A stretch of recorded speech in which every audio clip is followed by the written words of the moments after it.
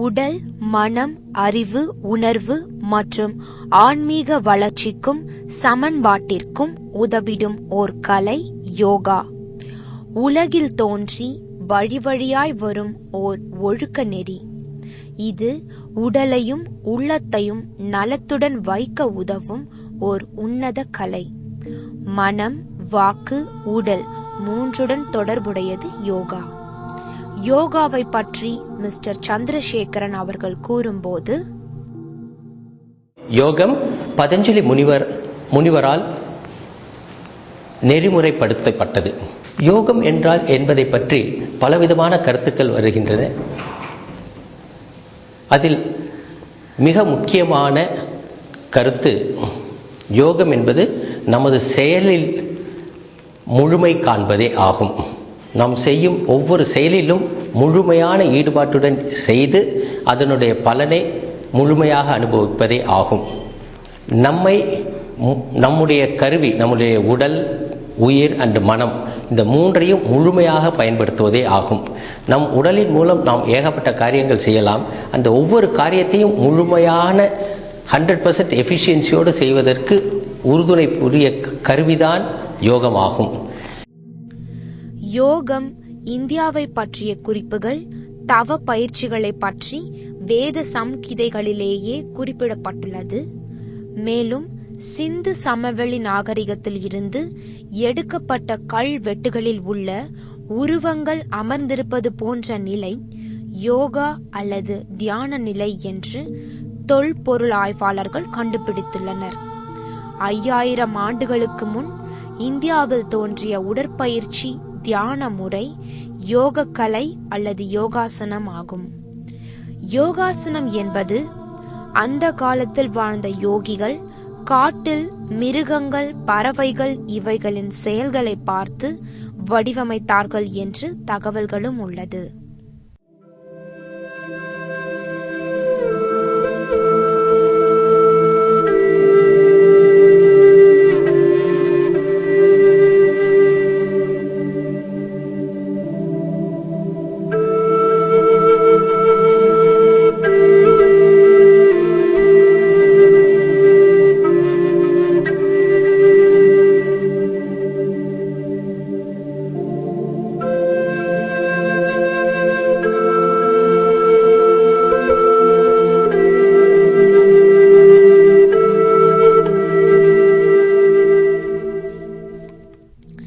இலக்கியத்தில் யோகா என்ற சொல் முதலில் கதா உபநிடத்திலிருந்து வருகிறது என்றும் அது ஐம்புலன்களை அடக்கி மற்றும் மனிதனின் ஓட்டத்தை நிறுத்தி யோக நிலையை அடைவது.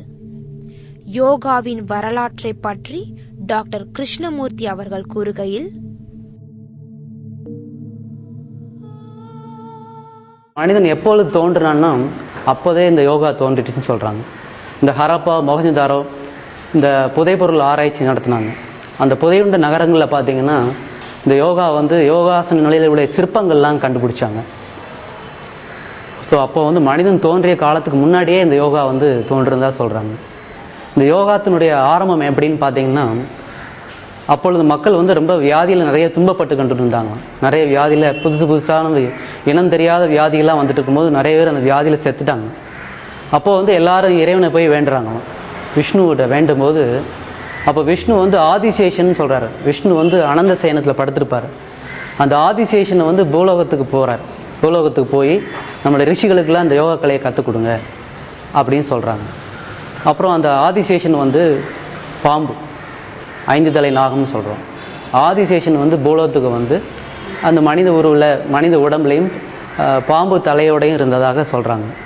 அவங்க நம்ம ரிஷிகளுக்கெல்லாம் இந்த யோகா சூத்திரத்தை சொல்லி கொடுத்து அந்த ரிஷிகள் மக்களுக்கு இந்த யோகாசனத்தை கலையெல்லாம் பரப்புனாங்க. மக்கள் ஆரோக்கியமாக இருந்தாங்க. இந்த மாதிரி யோகா சைவம் வைஷ்ணவம் 2 இருக்குது. இந்த வைஷ்ணவரெல்லாம் இந்த மாதிரி சொல்லுவாங்க. சைவ நெறியில் இருக்கிறவங்க சிவன்லேருந்து யோகா ஆரம்பிச்சது. சிவன் பார்வதிக்கு யோகா கற்றுக் கொடுத்தாங்க. ஸோ பார்வதி மூலமாக எல்லாருக்கும் யோகா கலை வந்ததுன்னு சொல்கிறாங்க. எப்படி இருந்தாலும் இது இறைவன் ரிஷிகள் மூலமாக இந்த யோக கலையை பரப்புனாங்க.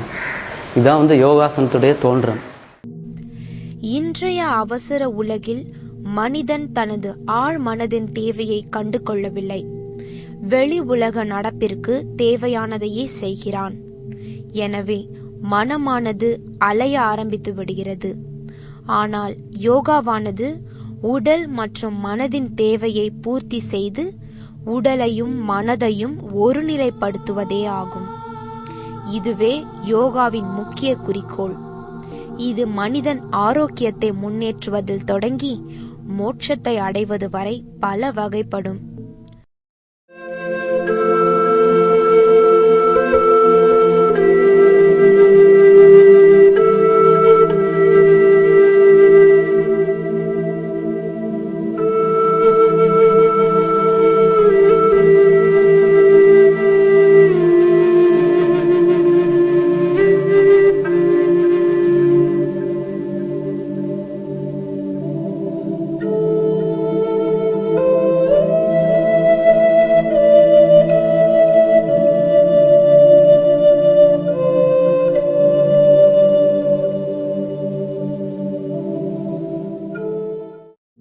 யோகாவையும் ஆசனங்களையும் இணைத்து யோகாசனம் என்பது தோன்றியது.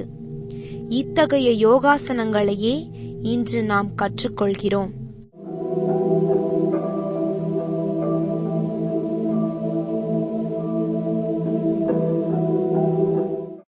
இந்த யோகம்ங்கிறது 8 வகையான நிலையில் இருக்குது. யமம், நியமம், ஆசனம், பிராணாயாமம், பிரத்யாகாரம், தாரணை, தியானம், சமாதி. இந்த அஷ்டாங்க யோகம்னு சொல்கிறாங்க. அஷ்டம்னா 8. இந்த 8 விதமான யோகங்கள் தான் பதஞ்சலி முனிவர் நமக்கு கொடுத்துருக்காங்க.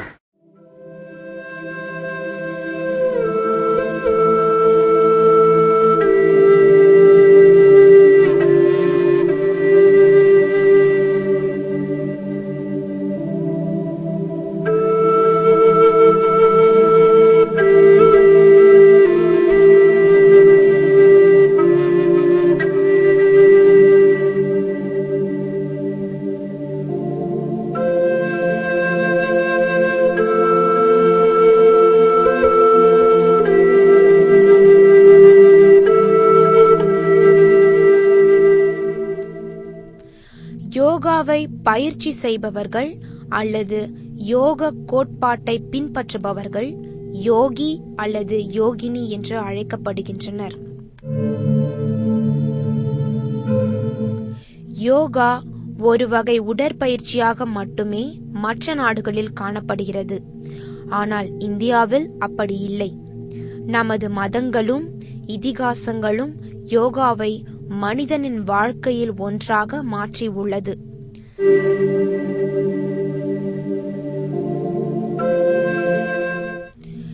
யோகா செய்வதினால் நாம் நம் மனதளவிலும் உடல் அளவிலும் பல மாற்றங்களை உணர்கிறோம்.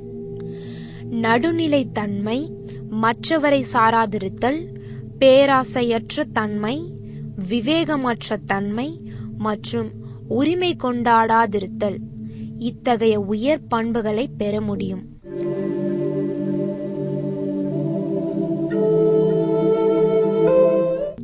இவை மட்டும் இல்லாமல் புனிதம், போதுமென்ற மனம், திருப்தி, கண்டிப்பு, எளிமை, கற்றல் மற்றும் கடவுளிடம் சரணாகதி போன்ற ஆழ் மனதிற்கு தேவையான நிலைகளை அடைய முடியும். புற உலக பொருளிலிருந்து ஐம்புலனை விலக்குதல், மன ஒருமைப்பாடு என வாழ்க்கை ஓட்டத்தை கட்டுப்படுத்தவும் யோகா உதவுகிறது. மேலும் யோகா உடல் ஆரோக்கியத்திலும், குறிப்பாக மூச்சு, அயமா, அடக்குதல் அல்லது நிறுத்துதல் என பல வகையாக ஆரோக்கிய மேன்மை நிலையை பெற முடியும். இந்த யோக கலையை முழுமையாக பயிற்சி செய்வதன் மூலம் நமது உடலை உறுதிப்படுத்தலாம். உடலில் உள்ள எல்லா பாகங்களையும் முழுமையான பிராண ஓட்டத்தின் மூலம் மிக உயரிய சக்தியை பெறலாம். அந்த சக்தியின் மூலம் நாம் செய்யும் செயல்கள் அனைத்திலும் திறம்பட செய்ய முடியும். இதுதான் யோகத்தின் முக்கியமான பலன் ஆகும். மேலும் யோகாவை பற்றிய தகவல்களை நாளையும் காண்போம்.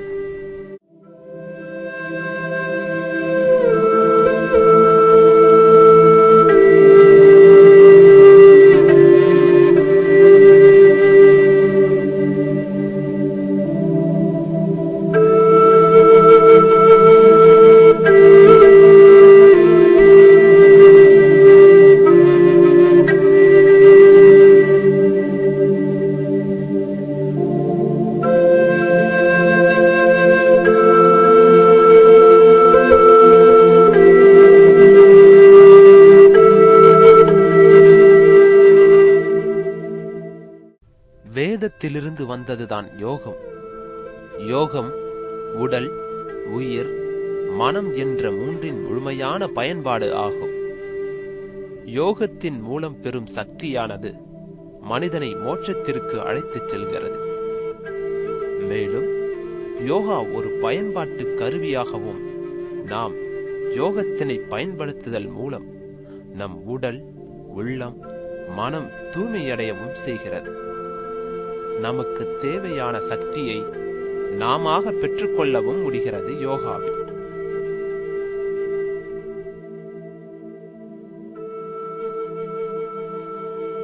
மதங்களின் புனித நூல்களிலும் யோகாவை பற்றிய குறிப்புகள் ஆங்காங்கே கிடைக்கிறது. அதில் முக்கியமானதாக நாம் குறிப்பிடப்பட வேண்டியது கர்ம யோகா, பக்தி யோகா, ஞான யோகாவாகும். கர்ம யோகா நாம் செய்யும் செயல்களை பற்றியும், பக்தி யோகா அர்ப்பணித்தல் உணர்வுகளை பற்றியும், ஞான யோகா அறிவை சார்ந்ததுமாய் குறிப்பிடப்பட்டிருக்கிறது. உடலில் உயிர் இருக்கும் போதே இகமதில் சுகம் பெற தடைகளில் இருந்து விடுபட்டு இருப்பதற்கான உத்தியாக யோகாவை கூறலாம். நமது சரீரம் மற்றும் மனம் இரண்டிற்கும் சில வரம்புகள் இருக்கின்றன. இவற்றை பற்றி புரிந்து கொள்வதே இந்த அறிவியலின் முதற்படியாகும். அதற்கு அடுத்ததாக உணர்ச்சி கோர்வை மண்டலத்தை விரிவடைய செய்து சக்தியினை தடைகளில் இருந்து விடுவிக்க தோதுவான உத்திகளை சொல்கிறது யோகா. இறுதியில் மனித பிறவியின் எல்லைகளையும் வரம்புகளையும் தடைகளையும் கடந்த பின் எல்லாமுமான பரம்பொருளோடு இரண்டர இணையும் அனுபவத்தினை தந்திடும் என்ற உறுதியினையும் தருகிறது. உடல் மற்றும் மனம் இவற்றின் உபாதைகளை களைந்து அவற்றை பேரின்ப பெருங்களிப்பிற்கு தயார் செய்திடும் முறைகளாக யோக சாஸ்திரங்கள் உரைக்கும் ஆசனம், பிராணயாமம், முத்திரைகள், பந்தங்கள் ஆகிய பயிற்சிகள் யோகாவில் இருந்து உற்பத்தியானவைதான்.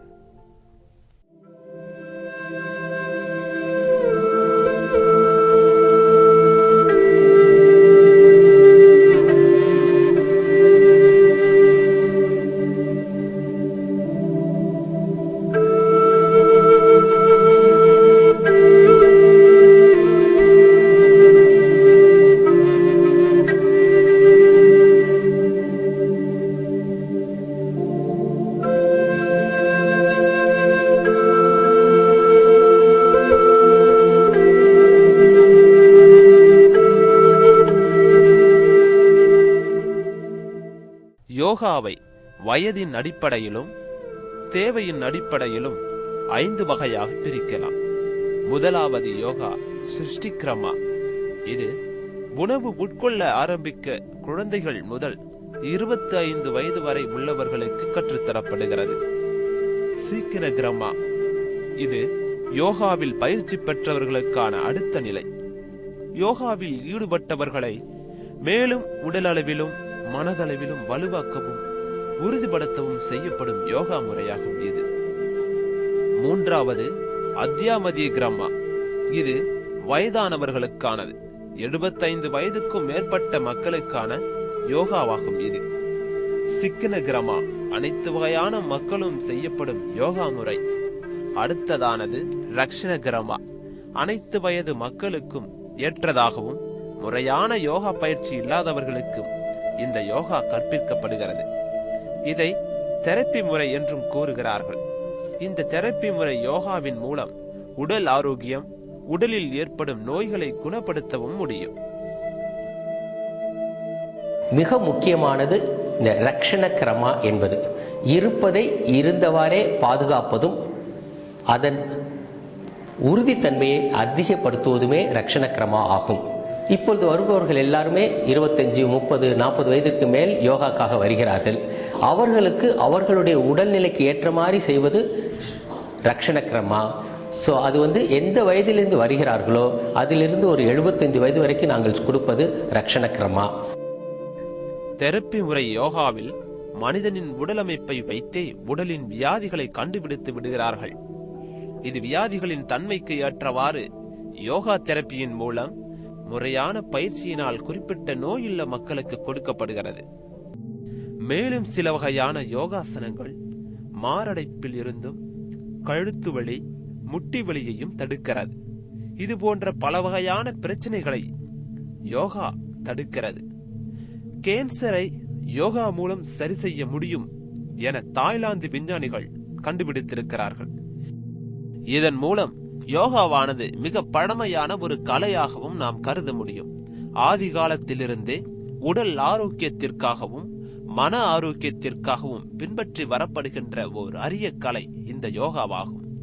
விவேகானந்தர் யோகாவை பற்றி குறிப்பிடுகையில், மனது மற்றும் மனதில் உள்ளவை வேறு வடிவங்கள் எடுப்பதில் இருந்தும் மனம் அலைபாய்வதில் இருந்தும் யோகா தடுக்கிறது என்றார்.